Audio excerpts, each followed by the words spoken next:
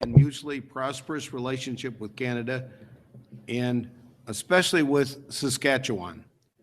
In fact, 1 in 5 jobs in Iowa is dependent on trade, and Canada is our largest trading partner.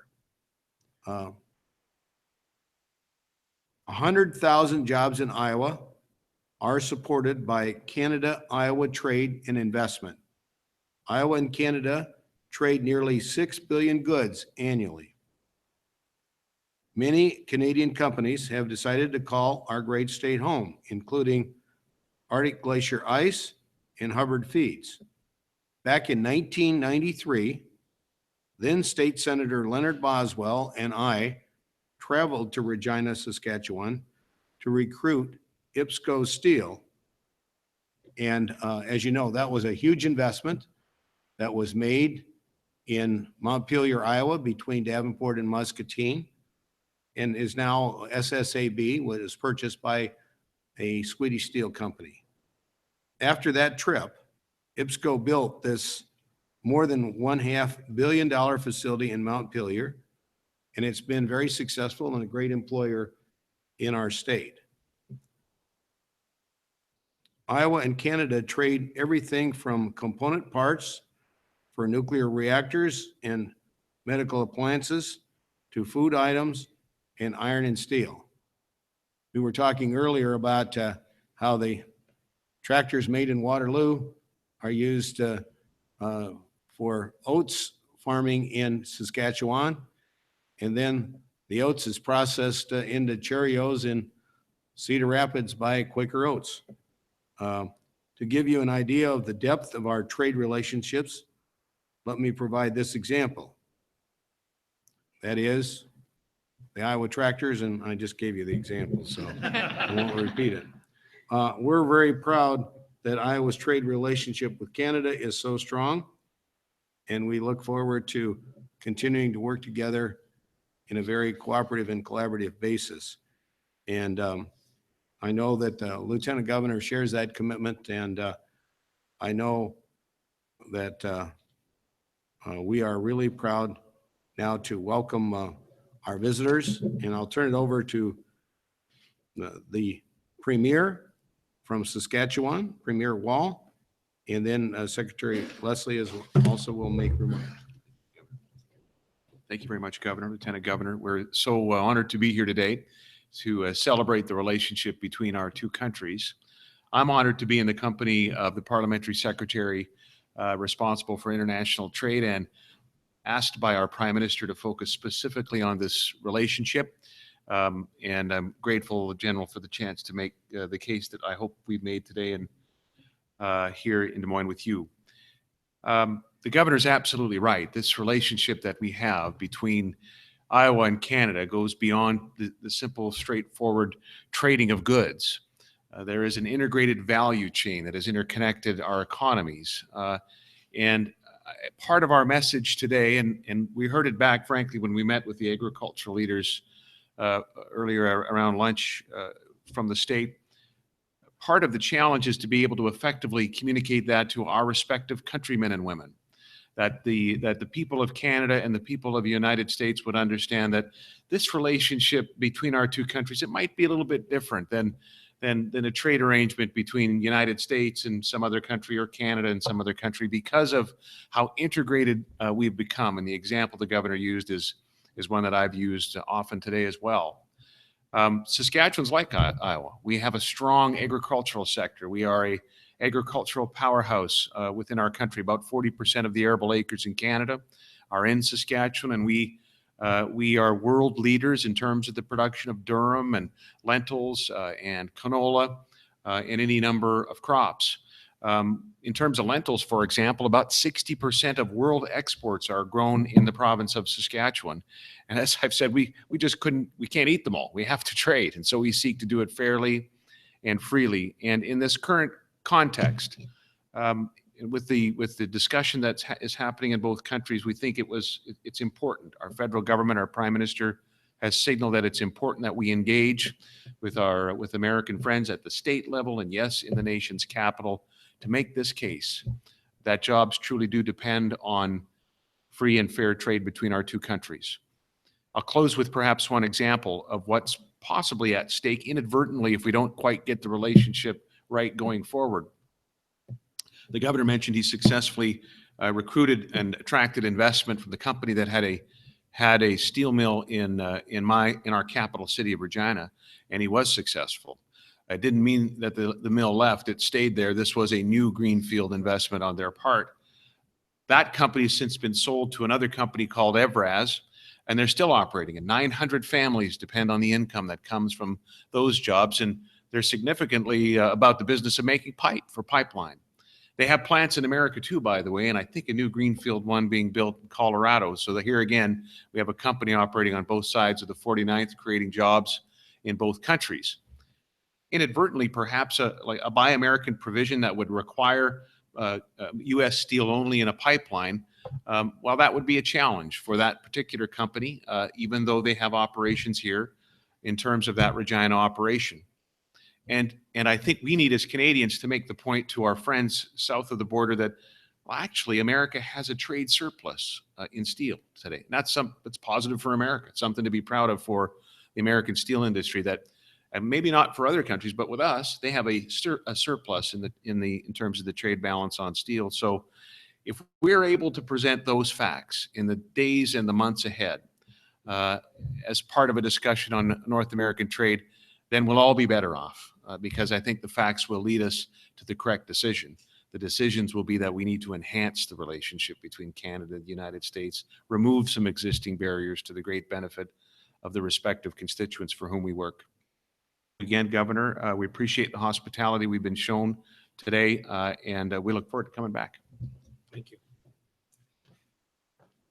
Ladies and gentlemen, it's a privilege to be with you here today, and I'd like to thank the governor and the lieutenant governor for their amazing leadership and the team spirit that they've created. The model between Iowa and Canada is indeed one that the rest of Canada could well emulate. And the trade that flows seamlessly across the border, $6 billion a year both ways, is nothing less than remarkable. We are more than just trading partners, though. We are friends of long standing, we're geographic partners, and we've also shared blood. I had the privilege of serving my country in uniform for 35 years. I've worked for American soldiers in Afghanistan, and I had the privilege of having American troops under my command when we were out doing the business. And that is a story which is replicated throughout the sweep of our two histories. So we look forward to working with you as a partner, as a friend, and as an ally over the next couple of years. We just don't want unintended consequences on free market agreements to impact negatively on our two economies. Your support and understanding is appreciated, and we're all deeply grateful for the unanimous motions passed today in both the Senate and the House of Representatives, making this the Canada 150 anniversary day for the state of Iowa. Thank you very much indeed.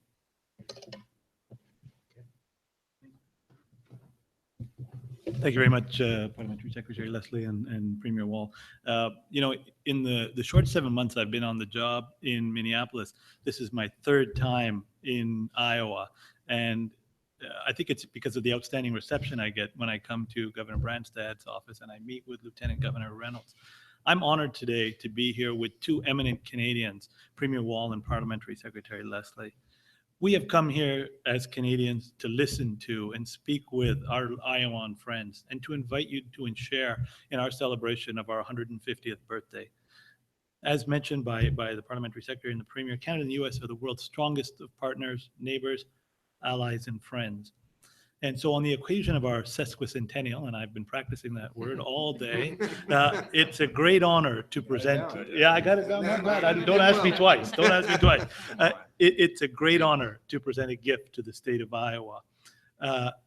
Governor, Lieutenant Governor, you share with us a common view of the importance of trade to Iowa, and you have both made a point of nurturing the relationship with Canada, Iowa's largest trading partner. I thank you. And I know we can count on you and on Iowans to ensure that our strong relationship continues to grow. I'd like to invite Parliamentary Secretary Leslie and Governor Premier Wall to unveil the gift. Okay. If you would unveil the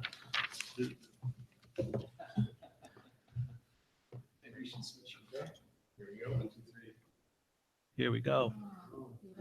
So the gift is a series of paintings by Simone is a Cree Ojibwe poet and painter born in Winnipeg, Manitoba, and a member of the Pasqua First Nation in Saskatchewan. Simone's paintings carry and represent the beliefs and identity of her ancestors. They represent her people's innate kindness, generosity, and faith in a better future. We selected these 3 works, working together, learning together, moving forward together, to represent the way we view the Canada-Iowa relationship, a shared past, work together, and a joint future. I thank you. Thank you very much. That's very nice. You're very welcome. Thank you. Thank you very much. On behalf of the people of Iowa, the state of Iowa, honored and proud to accept this gift, and certainly will make sure we have an appropriate place to have it displayed. Fantastic. Very appropriate. Thank you. Very, very. One other thing I should add, you're all aware of this Barilla pasta plant we have up in, the Durham, comes from Saskatchewan, comes from Canada, which makes the best pasta in the world. I helped recruit Barilla from Parma, Italy, and they're in the process of planning an expansion in Ames. And that'll be more of your Durham coming down here, so. There's a lot of products we're buying in grocery stores at home where we've shipped something down, you guys made it better and sent it back. Yeah, adding value, and they're doing the same thing. Partnerships. So we're trying to do more and more of that. That's real important. As you know, we're agricultural. So are there questions that you all have? I have questions related to the budget. The governor's asked. Okay. You're missing out on that at home, right? Here's your opportunity. Hey, listen, you know what, in their parliamentary system, and you've probably seen this on TV, they have to go before the parliament and answer questions all the time. So he's missing out on the question Yeah. period back Thank home. you. So, okay, you have a question on the budget? Yeah, why don't we do that? Let's keep this on this topic, but we'll be glad to answer your questions on that too.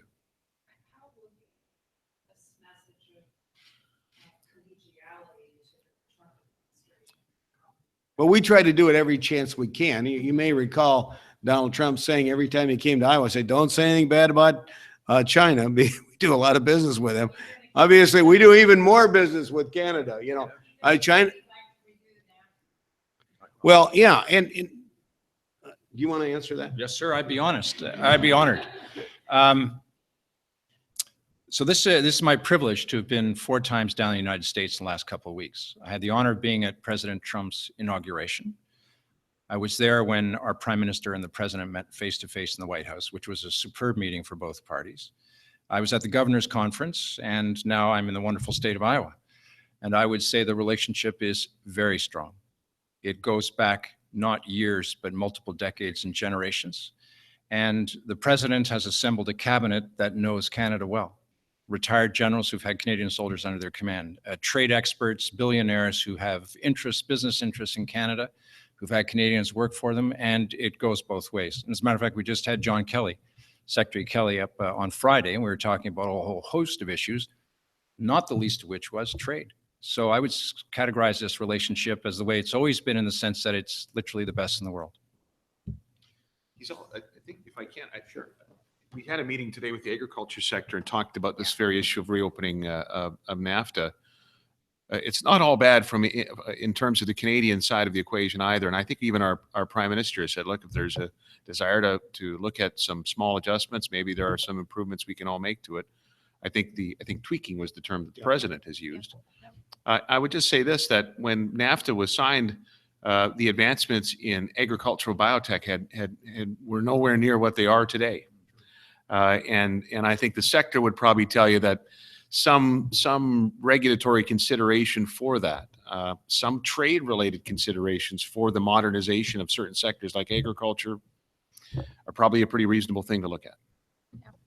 We've also had like a panel with our commodity groups and our agribusiness, and it's just about being united in our message and working with our partners. And again, to what you spoke to, looking for ways that we can be proactive and we can look for opportunities to tweak to make it better on behalf of both countries, all countries. But it is about being unified in the message, being proactive and being willing to look at ways we can enhance what we already have in place, maintain the existing market, and look for opportunities to grow new. Other questions on this subject?